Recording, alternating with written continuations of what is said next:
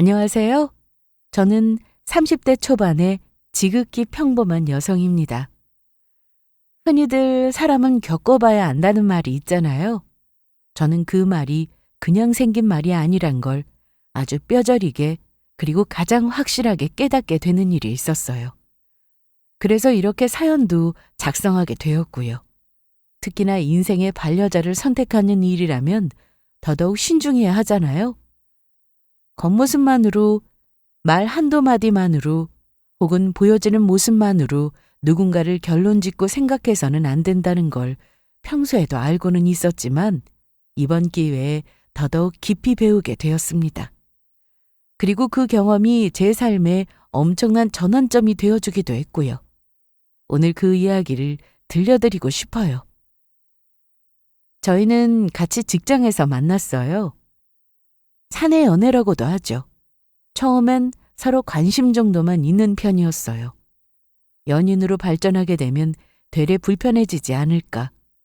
괜히 주변 사람들 시선 의식하게 되지 않을까 걱정도 됐었지만 저희는 얼떨결에 아주 자연스럽게 상황들이 만들어지더니 어느 순간 연인으로 발전하는 사이가 되었습니다. 막상 시작되고 나니 오히려 매일 얼굴 볼 수 있다는 게 가장 좋은 점인 것 같더라고요. 사무실에서 눈만 마주쳐도 괜히 웃음도 나오고 점심시간엔 늘 나란히 식당에 앉아 밥을 먹었어요. 물론 회사 사람들도 저희 둘 사이를 대충은 알고 있었고요. 숨긴다고 숨겼지만 워낙에 남자친구가 티를 많이 냈던지라 거짓말하는 게 더 어렵더라고요. 그리고 같은 회사여도 일하는 파트는 달랐기 때문에 오히려 좋았어요. 남자친구는 정말 누구보다도 밝고 유쾌한 성격을 소유한 사람이에요. 첫인상부터 그랬고 사람을 편하게 만드는 묘한 매력이 있는 사람이죠. 언변도 뛰어나고 농담도 적절하게 섞어가며 분위기를 살릴 줄 아는 그런 사람이었어요. 그 덕분에 회사 안에서도 인기가 엄청 많았어요. 남자 직원들 사이에서는 말 잘 통하는 형 같은 동료였고 여자 직원들에겐 센스 있는 동생 같은 오빠로 불릴 정도로요. 저도 처음엔 그런 점에 끌렸던 것 같아요. 항상 웃는 얼굴로 다가와주고 제가 어떤 말이나 고민을 꺼내도 신중하게 귀 기울여 들어주는 사람이었거든요. 그렇게 사내 연애를 시작한 지 1년쯤 되었을 무렵 저희는 둘 다 각자의 커리어를 위해 이직을 고민하게 되었어요.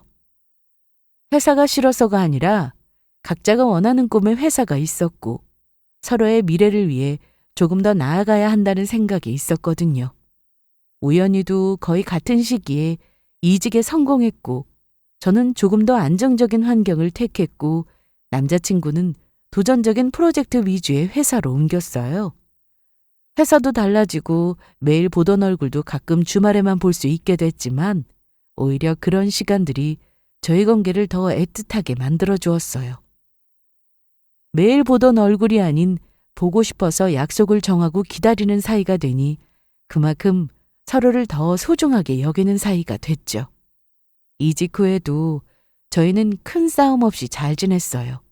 물론 사소한 다툼은 누구나 있는 법이죠. 보고 싶은데 바빠서 못 보는 날이 이어질 땐 서로 서운해하고 퇴근 시간이 어긋나 연락이 늦어질 때면 괜히 오해도 하고요.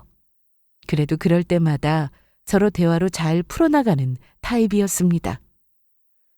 그렇게 만난 지 어느덧 2년이 다 되었고 저희는 자연스럽게 결혼 얘기를 꺼내게 되었어요. 남자친구가 먼저 결혼에 관한 이야기를 꺼냈을 때 저는 조금 놀라면서도 기분이 참 묘했어요. 아직 저희는 30 초반이고 아직은 더 놀고 싶기도 하고 해보고 싶은 게 많은데 라는 생각도 있었지만 이 사람과 함께라면 나쁘지 않겠다는 마음이 컸죠. 저희의 결혼 준비는 일사천리로 쑥쑥 진도가 나갔어요. 상견례 날짜를 잡기 위한 조율까지 하고 있었거든요. 저는 그 무렵 웨딩 플래너님과도 이런저런 조율을 하면서 마음에 드는 드레스샵을 찾아다니기도 했고 진짜 결혼하는구나 하는 생각에 바쁜 나날들을 보내고 있었어요. 결혼 전에 양가 부모님도 뵈면서 어색함 푸는 것도 중요하다 생각했는데 저희 부모님은 타지에 계셔서 저 또한 평소에 찾아뵙기가 어려웠어요. 그래서 간간히 제가 어머니와 통화할 때 남자친구도 같이 대화해보고 그 정도가 다였어요. 남자친구네 부모님은 함께 살고 계셔서 가끔 식사 자리에 초대되어 몇 번 뵙기도 하였고요. 남자친구는 늘 저에게 저랑 결혼하는 거는 본인 인생 최고의 선택이 될 거라고 이야기해줬고 그런 말을 들을 때면 괜히 마음이 몽글몽글해졌어요. 아, 나 정말 사랑받고 있구나. 이런 사람이 남편이라면 참 든든하겠구나 싶은 마음이 들어서요. 그 시기가 아마 저희 관계에서 가장 따뜻하고 안정적이었던 때였던 것 같아요.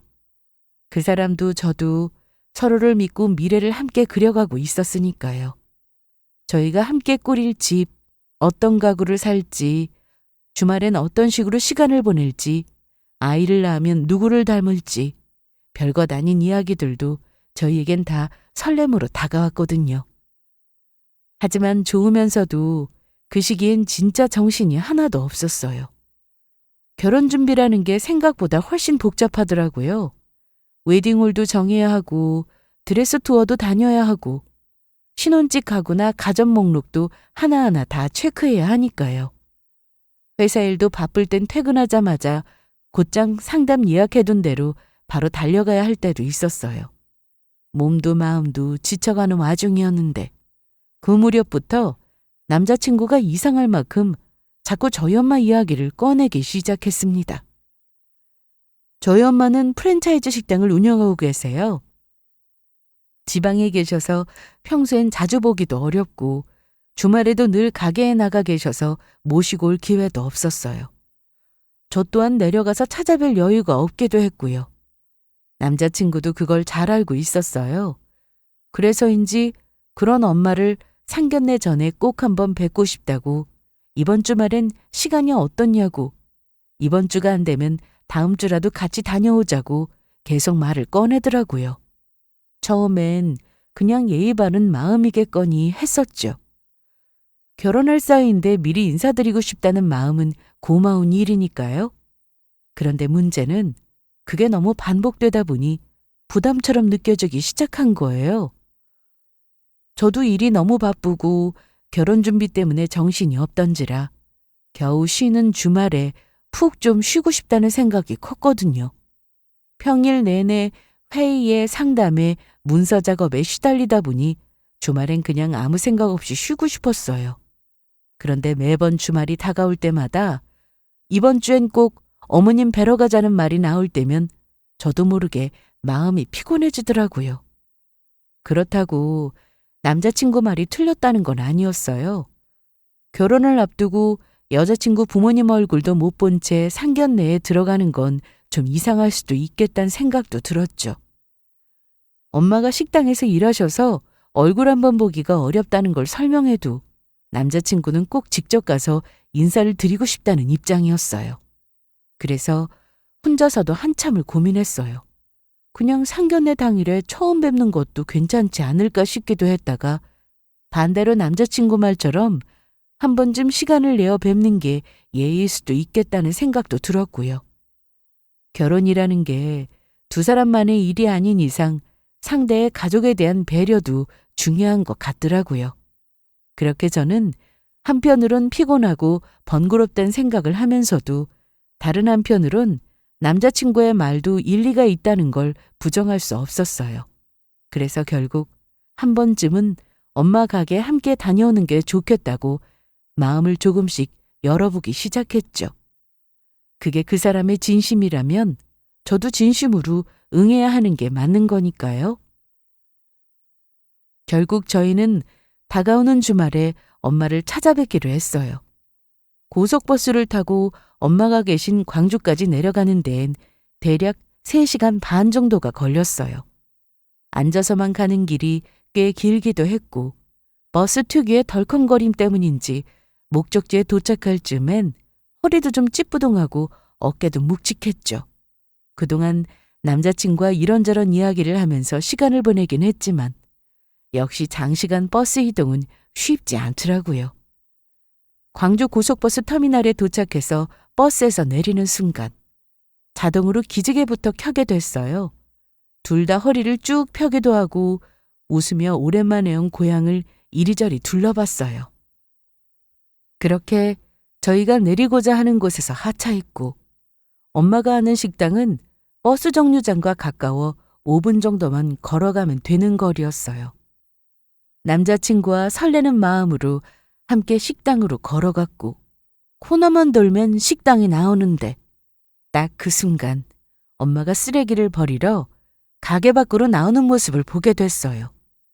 주방 앞치마에 고무장갑까지 착용하고 조리용 마스크에 머리망까지 쓰고 계셨죠. 저는 오랜만에 보는 엄마 모습이 너무 반가워서 먼저 손을 들어 인사를 했어요. 제 목소리를 들은 엄마도 고개를 돌리시더니 환하게 웃으셨어요. 그러고는 한 걸음에 달려오셔서는 끼고 있던 고무장갑도 잽싸게 벗으시더니 제 손을 꼭 잡으시더라고요. 오랜만에 보는 딸이니 얼마나 반가우셨겠어요? 엄마는 저희를 보자마자 먼 길 오느라 고생 많았겠다며 연신 반가워하셨고 남자친구에게도 따뜻하게 인사를 건네셨어요. 그런데 그때부터 좀 뭔가 이상하더라고요. 평소 같으면 누구보다 활발하게 인사하고 농담도 던졌을 남자친구가 그 자리에선 마치 얼어붙은 사람처럼 굳어있는 거예요. 어색하게 고개를 숙이며 작게 인사하긴 했지만 표정이 너무 딱딱하게 굳어버리고는 마치 로봇이 된 것 같았어요. 그 모습이 낯설다 못해 조금 이상하게 느껴질 정도였어요. 왜 저러지? 엄마 앞이라 긴장했나? 처음엔 그렇게 생각했어요. 누구든 연인의 부모님 앞에 서면 긴장할 수 있으니까요. 하지만 평소 모습과는 너무 달라서 머릿속에 물음표가 자꾸 생기더라고요. 엄마는 별다른 눈치 없이 마침 지금 손님이 좀 빠진 시간이라며 여유 자리가 있다고 안으로 들어가자며 저희를 안내하려 하셨어요. 저도 얼른 들어가서 앉고 싶었고 남자친구도 따라 들어오겠지 했는데 그 순간 남자친구가 제 팔을 살짝 잡아당기더라고요. 그러더니 잠깐만 편의점 좀 다녀오면 안 되겠냐고 갑자기 필요한 게 생각났다는 거예요. 어머님께는 먼저 들어가시라고 해달라고요. 당황스럽긴 했지만 별 생각 없이 알겠다고 했어요. 그러고 엄마한테 편의점에 잠깐 들렀다가 바로 들어가겠다고 말씀드렸고 엄마는 그러라며 먼저 식당 안으로 들어가셨어요. 그 순간까지만 해도 갑자기 필요한 게 뭐가 있지라고만 생각하고 말았거든요. 하지만 그 이후 남자친구가 제 앞에서 꺼낸 말들은 정말 믿기 어려울 정도로 충격적인 것들이었어요.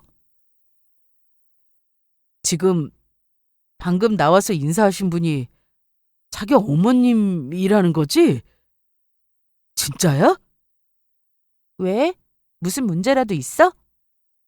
아니, 저 연세 되도록 그냥 주방에서만 일하고 계셨던 거야? 왜 나한테 그렇게 이야기 안 해줬어? 어머님이 주방에서 일한다고 왜 말 안 해줬냐고. 자기는 알고 있었으면서도 어머님 저렇게 일하시는 거 보고만 있었던 거야? 아니, 오자마자 그게 무슨 말이야. 주방에서 일한다니 지금 엄마 옷차림 보고 이야기하는 거야? 저번에 분명히 나한테 식당 운영하신다고 했잖아. 주방에서 일하면서 식당 운영한다고 거짓말한 거야? 아니, 거짓말을 해도 무슨 그런 거짓말을 해? 자기 우리 부모님 두 분 다 공무원이신 거 알지? 두 분 다 고등학교 선생님이라고, 선생님! 근데 사돈 될 사람은 식당 주방 이모라고 하면 그건 좀 아니지. 딱 보면 알잖아. 우린 수준이 안 맞아. 지금 무슨 말을 하고 있는 거야? 여기서 자기 부모님 공무원이신 이야기까지 왜 나와? 자기 지금 우리 엄마가 주방에서 일하는 게 문제라고 말하는 거야? 그게 수준이랑 무슨 상관이냐고. 여태 몰랐는데 자기 직업 편견 있는 사람이었어? 사람은 모두가 다 귀한 존재야. 직업에 귀천이 어디 있느냐고. 왜 상관이 없어? 어머님 저런 곳에서 무리하게 일하시면 나중에 우리한테 손 벌릴 게 뻔하잖아. 주방 일하시다가 어디 아프다 저기 아프다 하면서 병원비 달라고 할 거 뻔한데 당연한 레퍼토리 아니야? 진짜 내가 이 모습 보려고 4시간이나 투자해서 내려온 거라니. 진짜 허무하다 허무해.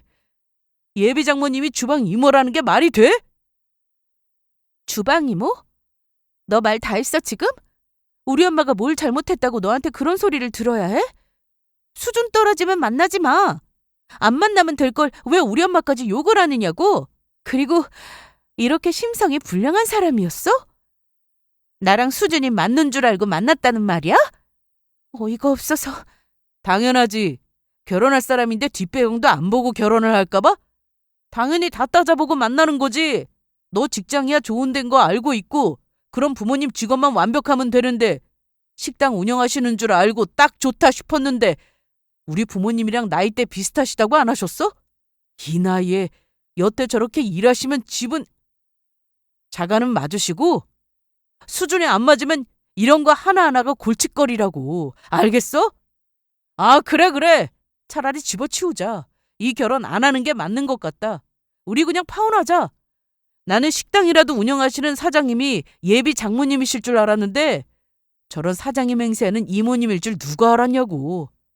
난 자기가 나랑 직업도 가정환경도 수준 맞는 줄 알고 만난 거였어. 그런데 이런 착오가 생기면 너무 곤란하지. 상견례 전에 알게 돼서 천만다행이네. 숨겨도 무슨 직업을 숨기냐. 아까부터 누가 계속 숨겼다고 그러는 거야? 난 숨긴 거 없고 하늘을 우러러 떳떳해. 아, 됐어. 나도 더는 너랑 할 이야기 없으니까 네가 할 길 가. 다신 연락하지 마. 남자친구에게 들은 이야기들은 너무 황당했고 듣는 내내 머리가 띵할 정도였어요. 처음엔 이런 말을 해도 되나 싶은 눈치로 이야기하더니 결국 본색을 드러내더라고요. 저에게 저희 엄마의 직업을 숨겼다는 말을 듣는 순간 심장이 철렁 내려앉는 기분이었어요. 엄마가 주방에 계셨다는 이유만으로 남자친구의 표정은 경멸한다는 듯 바뀌어 있었고 표정에서 실망감이 너무나도 드러나 있었어요. 저는 그제서야 왜 엄마를 보자마자 쭈뼛거리며 말도 제대로 못했는지 그 행동이 이해가 되더라고요. 제가 자랑스럽게 소개하려 했던 엄마라는 존재를 그 사람은 단 몇 초 만에 주방에 있었다는 이유만으로 편견 섞인 시선으로 바라보고 있었던 거죠. 정말 충격이었어요. 이게 내 곁에 있었던 사람의 진심이 맞나 싶을 정도로요. 남자친구는 끝까지 엄마를 주방 이모라고 불렀어요.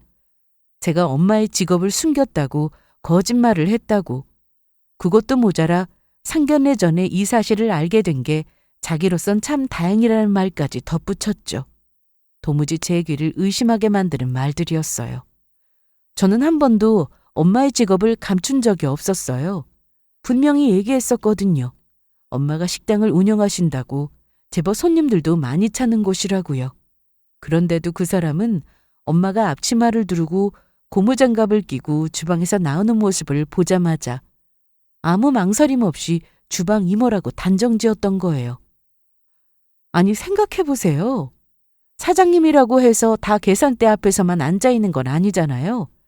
장사가 잘 되는 곳일수록 더더욱 직접 손을 걷어붙이고 뛰어야 하는 곳도 있는데 손님들 음식 나오는 속도도 챙겨야 하고 반찬 상태도 확인해야 하고 주방 흐름도 살펴야 하잖아요. 엄마는 늘 그런 방식으로 식당을 운영해 오신 분이에요. 정말 그 자리에선 저도 해명하고 싶었어요. 그냥 눈앞에 보이는 모습만 보고 판단하지 말라고. 엄마는 그 식당의 사장님이고 단순히 일손이 부족할 땐 함께 조리도 하는 거라고.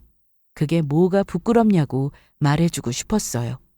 하지만 오히려 이 사람 앞에선 말을 아껴야겠다는 생각이 들었어요.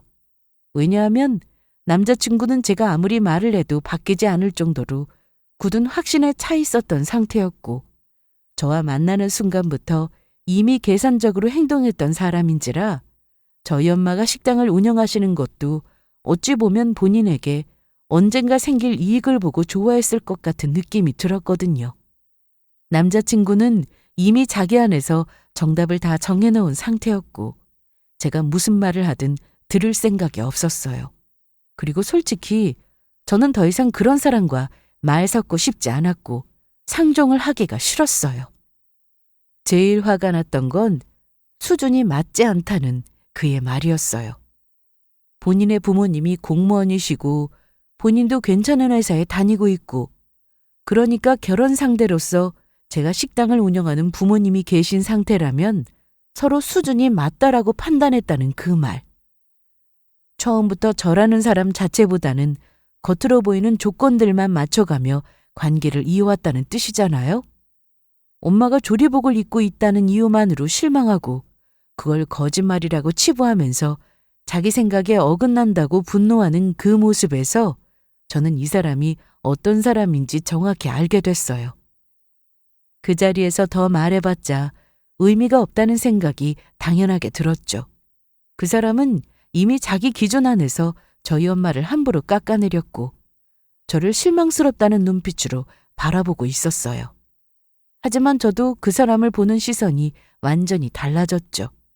평소엔 그렇게 사람 좋아 보이던 그 사람이 결국 이런 식으로 상대방의 가족까지 깎아내리며 수준이라는 잣대를 들이대는 걸 보니 순식간에 제 눈에 있던 콩깍지가 벗겨져 나가는 것 같았어요. 파혼하자는 말 이후로 저는 식당 방향으로 몸을 돌렸고 문을 열고 안으로 들어갔어요. 뒤에서 무슨 말을 하는지 구시렁거리는 이야기가 들렸지만 듣고 싶지 않았고 돌아보지도 않았어요. 그렇게 제가 문 안으로 사라지는 동안 남자친구도 그대로 제 갈 길을 가더라고요.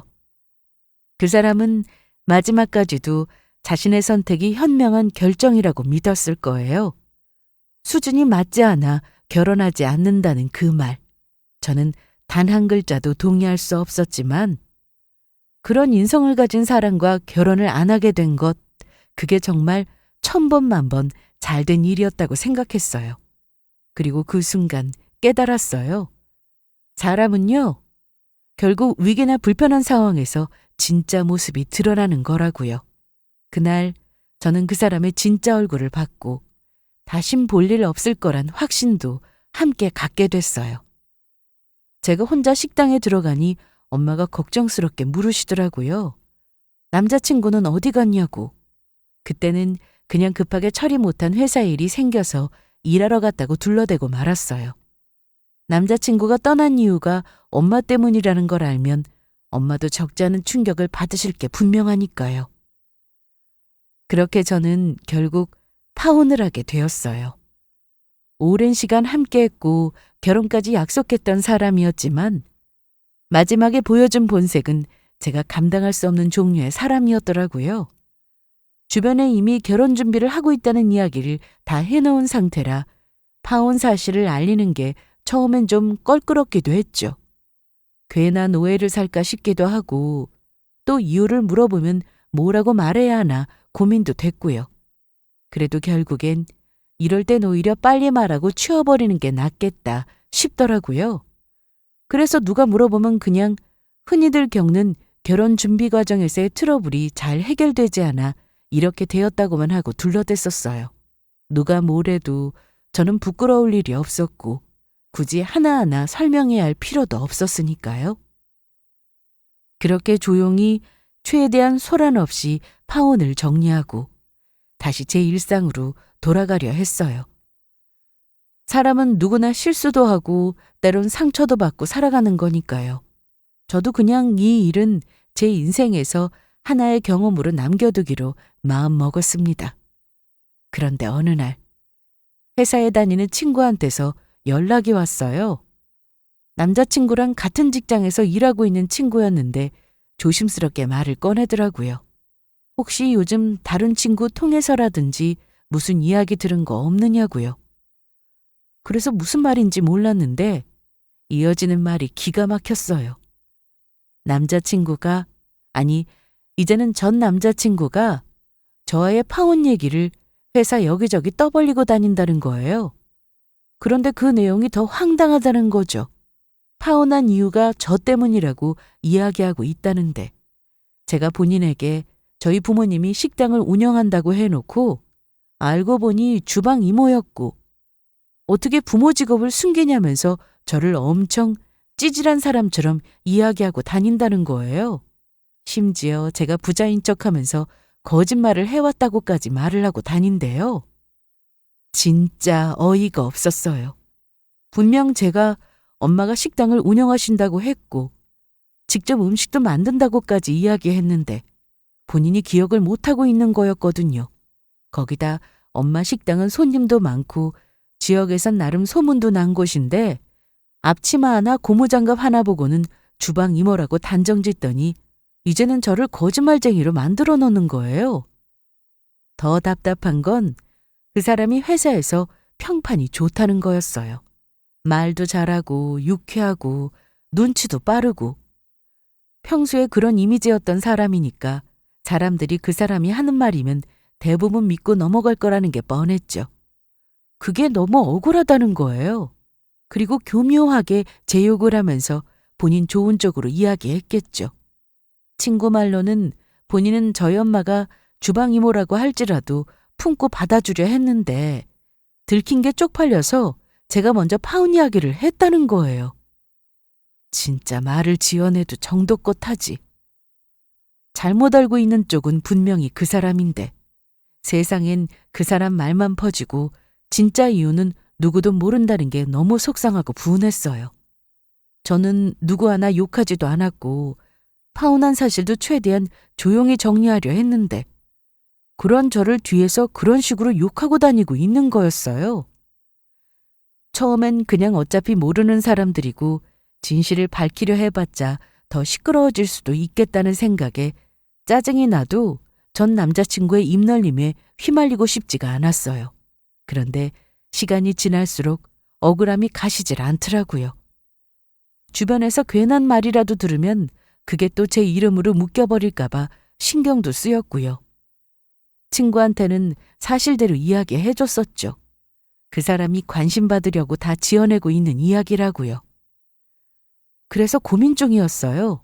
이 얘기를 그냥 있는 그대로 제 시선에서 솔직하게 SNS에 써볼까 말까. 근데 또 괜히 감정적이라는 소리 들을까 걱정되기도 하고 한편으론 가만히 있으면 정말 그 사람이 말한 대로 기억될까 봐 신경 쓰이기도 했어요. 이미 끝난 사이 그냥 조용히 마무리하면 될 것을 이렇게 또 소란을 만드니 정말 너무 피곤하다는 생각밖에 안 들었어요. 그러던 어느 날 엄마에게서 전화가 온 날이 있었어요. 평소처럼 짧게 안부를 묻고 끊을 줄 알았는데 엄마가 묘하게 들뜬 기운이 느껴지더라고요. 가게가 요즘 너무 바빠졌다는 이야기로 시작하시더니 이제는 혼자 감당하기 힘들 만큼 손님이 몰린다며 제가 광주로 내려와서 도와줄 수 없겠냐는 거였어요. 사실 그 말 듣는 순간 마음이 흔들리긴 했죠. 원하던 직장에 들어왔지만 전 남자친구 때문에 이쪽 업계에서는 제 소문이 저도 모르게 돌아다니고 있을 것 같다는 생각도 들었고 결혼도 엎질러졌겠다. 서울에 더 이상 저를 붙잡을 이유도 없을 거라 생각했거든요. 엄마는 조심스럽게 이왕 이렇게 된 거 그냥 광주 내려와서 같이 지내는 건 어떻겠냐는 말도 덧붙이셨어요. 처음엔 그냥 흔한 제안처럼 들렸는데 그 말이 마음속에 자꾸만 맴돌더라고요. 그뿐만이 아니었어요. 엄마가 운영하시는 식당에 방송 촬영 요청이 들어왔다는 거예요. 저녁 시간대에 방영되는 맛집 소개 프로그램에서 연락이 왔다고 가게를 소개하고 간단한 인터뷰도 하기로 했다는 얘기까지 들었어요. 방송에 나오게 되면 손님은 더 많아질 테고 지금처럼 혼자 감당하는 건 정말 무리라는 걸 느끼셨나 봐요. 저는 그 순간 바로 대답하진 않았어요. 며칠만 고민해보겠다고 하고 전화를 끊었지만 사실 끊고 나서도 한참을 가만히 앉아 생각했어요. 지금 다니는 회사, 여기에서 쌓아온 커리어, 서울에서의 저의 생활, 이런 것들을 생각하면 쉽게 결정을 내릴 수는 없었거든요. 그런데 또 한편으론 이렇게까지 나를 필요로 하는 곳이 있다는 게 다행이기도 하고 고맙기도 했어요. 그리고 어쩌면 그 사람과의 일이 일어나지 않았더라면 엄마 제안을 진지하게 고민하지도 않았을지도 모르겠다는 생각도 들었어요. 그때였어요. 전화 끊고 나서 한참 멍하니 앉아 있는데 제 머릿속에 무슨 느낌표처럼 번뜩하고 떠오르는 생각이 하나 스쳐 지나가더라고요. 인터뷰. 그래, 인터뷰가 있잖아. 엄마 직업을 숨겼다는 말도 안 되는 소리로 저를 거짓말쟁이로 만들어버린 그 사람에게 이 인터뷰를 통해 당당히 보여줄 수 있겠구나 싶은 생각이 들었어요. 제가 뭘 속였는지 숨겼는지 진짜 거짓말한 사람이 누구였는지 괜히 마음속에서 뭔가 떳떳하게 증명할 생각에 힘이 차오르는 것 같았어요. 억울하고 분했던 마음이 인터뷰라는 기회를 통해 조금은 시원하게 풀릴 수도 있겠다라는 생각도 들었고요. 하지만 물론 단순히 인터뷰 하나 때문에 제 서울 생활을 다 접기로 마음먹은 건 아니죠. 그렇게 충동적인 결정을 내릴 만큼 저도 감정적인 사람이 아니고요. 사실 그 이전부터 많은 것들이 조금씩 지치고 있었던 상태였어요. 엄마도 요즘 부쩍 어깨 통증을 자주 이야기하셨거든요. 밤마다 파스 붙이고 주무시고 병원 예약은 늘 밀려있고 그렇게 아프다는 이야기를 들을 때마다 마음 한쪽이 많이 불편했어요. 거기에 회사 생활도 점점 버거워지기도 했고 무리한 상사 눈치 보느라 소진되는 하루에 실적 스트레스에 지친 몸과 마음, 그러면서도 제 미래를 위해 어쩔 수 없다는 생각으로 스스로를 달래며 버티는 일상이 계속되고 있었거든요. 그러던 와중에 엄마 식당이 이렇게 잘 되고 있다는 소식을 들으니까 문득 이런 생각이 들더라고요. 내가 왜 굳이 이렇게까지 하며 회사에 매달려야 하지? 차라리 엄마랑 함께 일하고 장사가 잘 되면 물려받고 그 안에서 내 길을 만들어 나가도 되는 거 아닌가 싶었어요. 가족과 함께 있는 시간도 더 늘고 일하면서 얻는 보람도 느낄 수 있을 테고요. 그렇게 여러 가지 생각이 복잡하게 엉키면서도 어느 순간 마음이 딱 굳어지더라고요. 지금이 아니면 또다시 이런 결정을 내릴 수 있을까 싶기도 했고요. 그래서 저는 마음을 다잡고 서울 생활을 정리하기로 결심했어요. 광주로 내려가서 엄마한테 하나하나 배우기 시작한 지도 어느덧 2달이 훌쩍 넘었어요. 처음엔 주방에서 재료 손질 하나 하는 것도 엄청나게 버벅거리고 손님 주문 들어올 때마다 정신없이 뛰어다녔는데 이제는 제법 몸에 익었는지 동선도 눈에 들어오고 손도 빨라졌더라고요. 그러는 사이 엄마가 말씀하셨던 방송 촬영 날짜가 다가왔어요. 솔직히 좀 어색하죠. 엄마 식당과 저희 얼굴이 TV에 나온다는 게 실감도 안 나고 인터뷰까지 한다니까 괜히 연예인이라도 된 기분이 들더라고요. 촬영 전날엔 괜히 머리도 말끔히 정리하고 옷도 신경 쓰게 되더라고요. 엄마도 그날은 사장님답게 나름 화장도 조금 하시고 앞치마도 안 두르고 계시더라고요. 아침부터 식당을 좀 더 정돈하고 반찬도 평소보다 조금 더 정성 들여 준비했었어요. 그렇게 촬영팀이 도착했고 평소처럼 자연스럽게 최대한 저희 일상 그대로를 보여드리려 노력했어요. 손님들 식사하시는 모습, 주방에서 음식 준비하는 장면, 그리고 식당 안의 편안한 분위기까지 담으려는 촬영팀의 모습이 인상 깊었어요. 일부러 뭔가를 꾸미려 하기보다는 있는 그대로의 모습이 더 좋다고 말씀해 주시더라고요.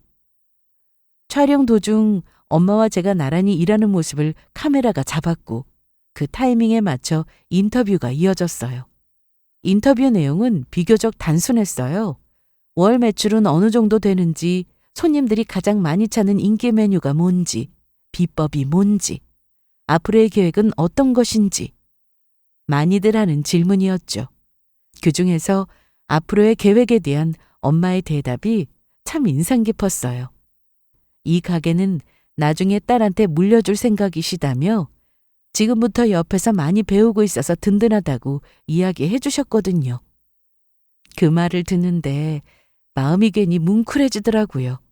그리고 이어서 제게도 같은 질문이 왔어요. 저의 생각은 어떠냐고요. 가게를 물려받는다는 어머님의 계획에 대해. 카메라 앞이라 긴장도 됐지만 전 확실하게 이야기했어요. 엄마가 예전보다 어깨도 자주 아프시고 혼자 식당을 운영하시기엔 점점 무리가 오시는 걸 오래전부터 봐왔다며 이제는 옆에서 돕고 이 식당을 잘 이어가서 더 많은 분들이 저희 음식을 즐기실 수 있도록 최선을 다하겠다고요. 엄마가 지금까지 지켜온 이 공간을 제가 이어받는 게 너무 자랑스럽고 감사하다고 말했습니다. 제 말을 듣고 있던 엄마도 고개를 끄덕이며 환하게 웃으셨어요. 그 순간 이 선택이 틀리지 않았다는 확신이 더 강하게 들더라고요. 그렇게 인터뷰는 깔끔하게 마무리됐고 촬영도 조용히 끝이 났어요. 촬영팀이 나간 뒤 엄마와 저는 평소처럼 뒷정리하면서도 자꾸만 웃음이 나더라고요. 너무 어색해하는 게 티나진 않았을까. 인터뷰하다 말실수한 건 없었나. 그렇게 말하며 서로를 바라보던 그 하루가 참 특별하게 기억에 남았어요. 방송은 한 달 뒤쯤 나온다고 하셨어요. 그 말을 듣는 순간부터 저는 매일같이 달력을 보며 그날이 오기만을 기다렸죠. 그냥 단순히 제 얼굴이 TV에 나온다는 기대감 때문만은 아니었어요. 물론 그런 설렘도 있었지만 그보다 더 강하게 자리 잡고 있었던 건 그 영상이 꼭 반드시 전 남자친구 눈에도 닿았으면 하는 바람이었거든요. 그 사람이 말했었잖아요. 주방 이모라고요. 저보고 거짓말쟁이라며 수준이 안 맞다는 발언까지 아무렇지도 않게 내뱉고 돌아섰던 몹쓸 사람. 그 사람 입에서 나왔던 그 말들이 얼마나 비겁하고 얄팍한 착각이었는지 이제는 보여줄 수 있겠구나 싶었거든요. 봐라. 내가 뭘 속였는지, 누가 거짓말을 했는지, 누가 판단을 잘못했는지. 그 영상 속에서 우리는 당당했고 엄마는 당연히 사장님이셨고 저는 그런 엄마를 자랑스러워하며 함께 가게를 꾸려가겠다고 말했어요. 그 모습이 그 사람 눈에는 얼마나 낯설고 충격적일지 상상만 해도 괜히 웃음이 나올 정도였어요. 솔직히 마음 한구석은 통쾌했어요. 복수라기보단 그냥 현실을 정확히 직시하게 만들고 싶었어요. 주방 앞치마 하나만 보고 모든 걸 단정지었던 그 사람에게 내가 어떤 삶을 살고 있는지, 그가 얼마나 짧은 눈으로 사람을 봤는지, 방송을 보는 그 순간 그가 고개를 얼마나 떨굴지, 어떤 표정을 지을지까지 그려보면서 그날을 손꼽아 기다렸습니다. 그리고 한 달 정도가 지났어요. 드디어 저희 식당이 방송에 나오게 된 날이었죠. 그날은 마침 식당 내부 수리가 있었던 주간이라 가게도 잠시 쉬었었거든요. 엄마랑 나란히 거실에 앉아서 TV를 보는데 처음엔 이상하게 실감이 안 나더라고요. 화면에 익숙한 식당 내부가 나오고 엄마랑 제가 주방에서 일하는 모습이 비치니까 괜히 쑥스럽고 웃음도 나고 그러면서도 성공한 기분이 들어 너무 뿌듯하더라고요. 와, 진짜 우리 식당이 TV에 나왔구나. 엄마도 뿌듯해하시는 표정을 지으면서 화면을 보셨고 그 순간이 어쩌면 평생 기억에 남을 것 같았어요. 방송이 끝나고 나서 저는 기다렸다는 듯이 영상 중 일부를 캡처해서 SNS에 올렸어요. 아주 자랑스럽게요. 엄마랑 함께 만든 공간, 앞으로도 화이팅! 짧게 글도 덧붙였죠. 물론 자랑하고 싶었어요. 그리고 그와 동시에 그 사람이 보게 될지도 모른다는 기대도 있었어요. SNS가 다 연결되어 있잖아요. 누군가가 캡처해서 보여줄 수도 있고 그 사람 스스로 찾아볼 수도 있고 아무튼 저는 그 사람이 그 화면을 보게 되기를 바랐어요. 아주 절실하게요. 그리고 며칠 뒤 진짜로 그날이 오더라고요. 알림창에 뜬 메시지를 보고 잠깐 눈을 의심했어요. 전 남자친구였어요. 잘 지내? 그냥 딱 그 한마디. 아주 짧은 무심한 척하는 안부였지만 저는 단번에 알 수 있었어요. 아, 봤구나. 그리고 자기가 대단한 큰 착각을 하고 있었다는 것도 알았겠죠. 저는 웃음이 나면서도 차분하게 잘 지내고 있어 하고 단 한 줄만 답장을 보냈어요. 더도 덜도 말고 딱 그만큼함요. 그러자마자 잠깐 만날 수 있냐는 질문이 오는 거예요. 저는 지금 광주고 이 사람은 서울인데 무슨 말을 하나 싶었는데 출장 때문에 요 며칠 광주에 있었다는 거예요. 그러면서 마침 물어볼 것도 있다는데 얼굴 보고 이야기하는 건 너무 불편할 것 같았지만 저는 전 남자친구에게 날릴 한 방을 위해 만나러 가기로 했어요. 집 근처 한적한 카페에서 정말 오랜만에 전 남자친구를 만났습니다. 잘 지냈어? 진짜 오랜만에 보네. 요즘 어떻게 지내나 궁금했는데. 내가 며칠 전에 진짜 우연히 TV를 켰는데 거기서 너가 나오는 거야. 너무 깜짝 놀라서 화면을 멍하니 봤다니까. 근데 그 내용이 진짜인지 아닌지 너무 혼란스러워서 그거 정말 너 맞아? 잘 지냈어? 아, 방송 봤구나. 내가 방송에 나와서까지 거짓말을 할 것 같아? 거긴 그런 거짓말하면 안 되는 곳이야. 있는 그대로 나갔을 텐데 뭐가 그렇게 헷갈려? 그날 촬영한 거 진짜 우리 식당 맞고 진짜 우리 이야기야. 그 봤던 그 내용 전부 다 사실이라고. 아니, 그럼 그때 나한테 왜 주방 이모라고 했던 거야? 정말 어머님이 사장님이셨어? 우리 그럼 헤어진 뒤에 원래 사장님한테서 가게를 물려받은 거야?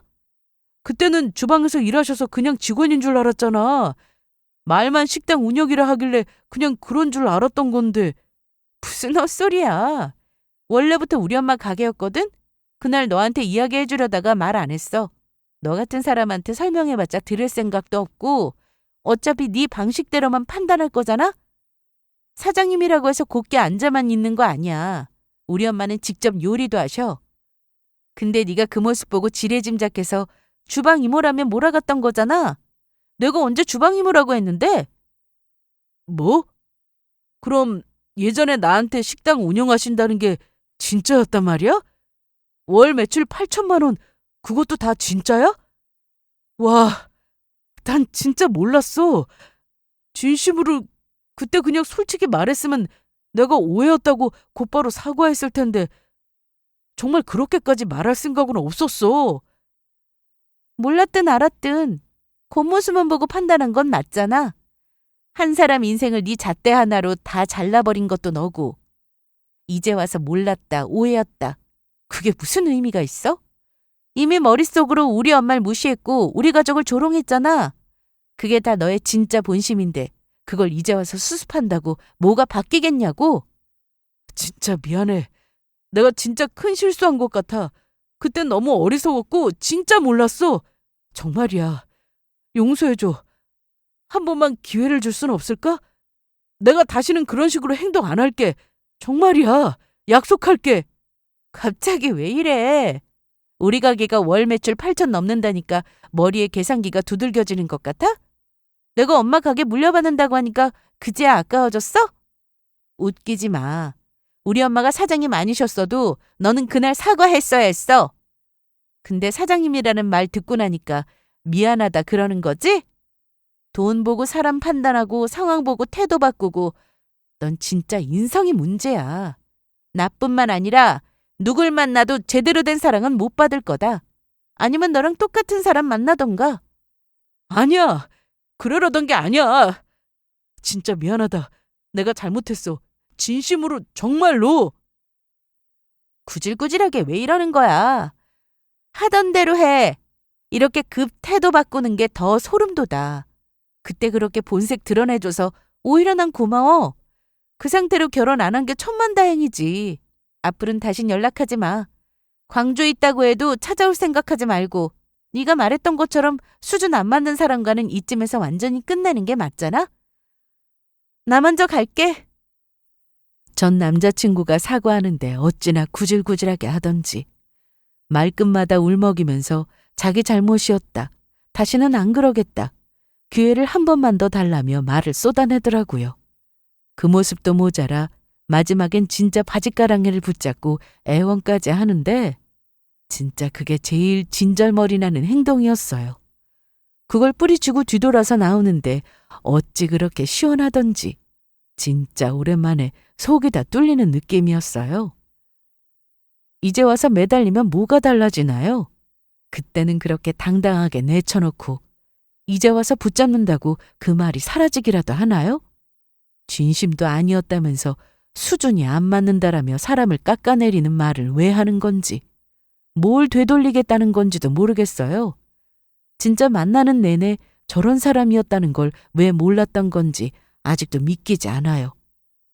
한때는 정말 그 사람을 믿었거든요. 같이 미래를 그렸고 기댈 수 있는 사람이라 생각했어요. 근데 그게 다 제가 씌었던 콩깍지 때문이었나 봐요. 저 계산적인 성격, 속마음을 감춘 채 판단하고 저울질하던 것들이 그땐 그냥 현명하다라고 착각했던 거죠. 사랑이라서 이해하고 넘겼던 부분들이 지금 와서 보면 전부 계산이었어요. 지금은 그냥 고소한 마음뿐이에요. 그렇게 무시하더니 그 입으로 사과한다니 땅을 치고 후회해도 모자랄 거예요. 정말 운도 없지. 하필 광주까지 와서 그 망신을 당하게 된 것도 모자라 눈물까지 뚝뚝 흘리는 그 모습이 차라리 안 봤으면 좀 더 좋게 마무리될 수도 있었을 텐데. 그래도 이렇게 끝낸 게 천만다행이에요. 이쯤에서 완벽하게 정리하니까 너무 개운하더라고요. 마치 오래 묵은 먼지를 한꺼번에 털어낸 기분이랄까요? 사람은 정말 겪어봐야 안다는 말, 이번 일을 통해서 저는 그 의미를 뼈저리게 느꼈어요. 누군가를 겉으로만 보고 말 몇 마디로 판단하는 게 얼마나 위험한 일인지, 그게 얼마나 큰 실수로 이어질 수 있는지도요. 이번 경험은 제 인생에 있어서 아마 가장 큰 터닝 포인트가 되어줄 것 같아요. 앞으로는 사람을 훨씬 더 신중하게 보고 더 깊이 생각하고 만나보려고요. 그리고 저도 언젠가 실수처럼 누군가를 평가해버리는 상황이 올 수도 있으니 항상 조심하자 싶었어요. 그럴 때 이번 일을 꼭 떠올리면서 절대 겉모습만으로 누군가를 단정짓지 않는 사람이 되기로 했어요. 이번 일은 저에게도 참 많은 것을 가르쳐준 시간이었어요. 아프고 화나고 억울했지만 그만큼 큰 배움을 얻었고 또 저 스스로 더 성장할 수 있었던 계기가 되었어요. 이 이야기를 읽어주신 여러분께도 저의 이야기가 작게나마 좋은 교훈이 되었길 바랄게요. 그리고 이제 다시 새롭게 시작하는 저의 길을 힘차게 또 걸어나가 보려 합니다. 앞으로의 저의 앞날도 따뜻하게 응원해 주세요. 감사합니다.